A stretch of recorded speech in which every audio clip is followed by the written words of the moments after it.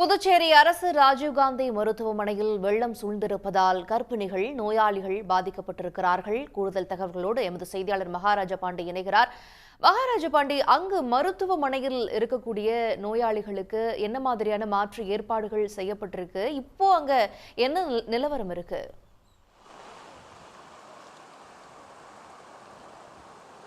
கண்டிப்பாக வங்கக்கடலில் உருவான பென்சன் புயல் என்பது நேற்று புதுச்சேரி அருகே கரையை கடந்தது. இதன் காரணமாக புதுச்சேரியில் நேற்று இரவு முதல் தற்போது வரை கனமழை, பலத்த காற்று தான் தொடர்ந்து நீடிக்கிறது.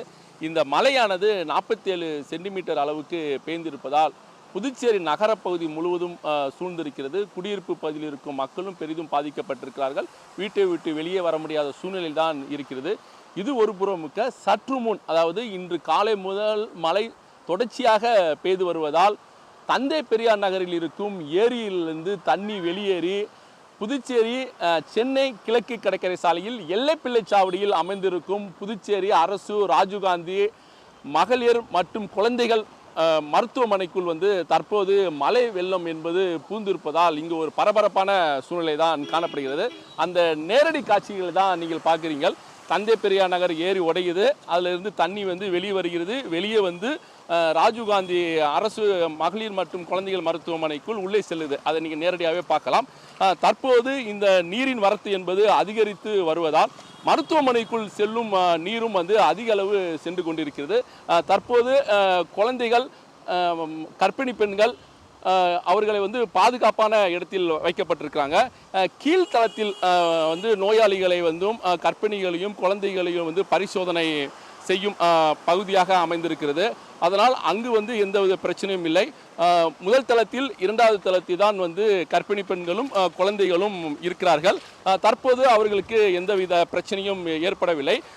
மருத்துவமனை வளாகத்துக்குள் தண்ணீர் புகுந்திருப்பதால் கீழ்த்தளத்தில் இருக்கும் தண்ணீரை அகற்றும் பணியிலும் அங்கு இருக்கும் மருத்துவ உபகரணங்களை பாதுகாப்பாக மாற்று இடத்துக்கு கொண்டு செல்லும் பணியிலும் மருத்துவமனை ஊழியர்கள் ஈடுபட்டிருக்காங்க. நோயாளிகள் மிகவும் கவனமாக இருக்க சொல்லியிருக்காங்க.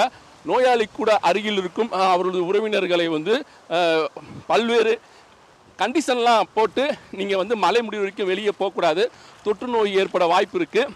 அது மட்டுமல்லாமல் இந்த நோய் தொற்று என்பது குழந்தையை பாதிக்கும். எனவே மழை முடிவு வரை நீங்கள் உள்ளே தான் இருக்கணும் என்று அவங்க கொடுத்துருக்காங்க. தற்போது நாம் மருத்துவமனை வளாகத்துக்குள் தான் சென்று கொண்டிருக்கிறோம். இதில் கொடுமையான விஷயம் என்னவென்றால், இந்த ஏரி தண்ணியில் சாக்கடை தண்ணியும் பூந்து கழிவு நீரும் பூந்திருப்பதால் இங்கே ஒரு தொற்று நோய் ஏற்படும் அபாயமாக தான் இருக்குது. நீங்கள் நல்லா பார்க்கலாம். ஏரி தண்ணி செம்மண் கலரில் இருக்கிறது. அது பக்கத்தில் கருப்பாக ஒரு தண்ணி இருக்கும். அது கழிவுநீர் வாய்க்கால், பக்கத்தில் இருக்கிற கழிவுநீர் வாய்க்காலும் பூந்திருக்குது. இதனால் அங்கே ஒரு அச்சத்துலேயும் ஒரு பரப்பு தான் ஒரு நோயாளிகளும் அவருடைய உறவினர்களும் இருக்காங்க.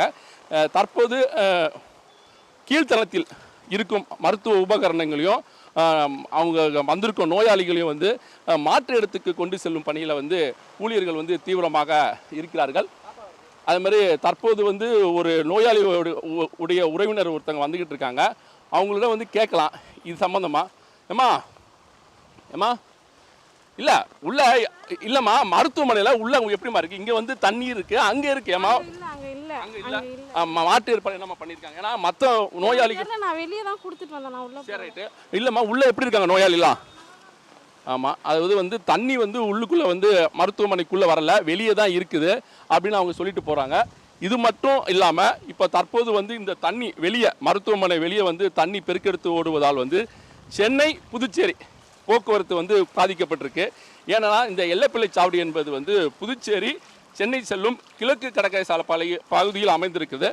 இதனால் இந்த எல்லைப்பிள்ளை சாவடியில் நீர் பெருக்கெடுத்து ஓடுவதால் போக்குவரத்து பாதிக்கப்பட்டிருக்கு. பேருந்துகள்லாம் நிறுத்தப்பட்டிருக்குது, வாகனங்கள் மட்டும் செல்லுது. தற்போது இங்கே உள்ள ஒரு ஜேசிபி இயந்திரம் போது ராஜீவ்காந்தி சிக்னல் அருகே மரங்கள், அது மாதிரி விளம்பர பதாகைகள் கீழே விழுந்திருக்கு. அதை எடுப்பதற்காக சென்று கொண்டிருக்கிறது. இந்த பகுதி, அதாவது தற்போது நாம் இருக்கும் இந்த பகுதியில் நேற்று இரவு வாகனங்களாக நிறுத்தி வச்சிருந்திருக்காங்க. உடனுக்குடன் செய்திகளை தெரிந்து கொள்ள சன் நியூஸ் பெல் ஐகானை கிளிக் பண்ணுங்க.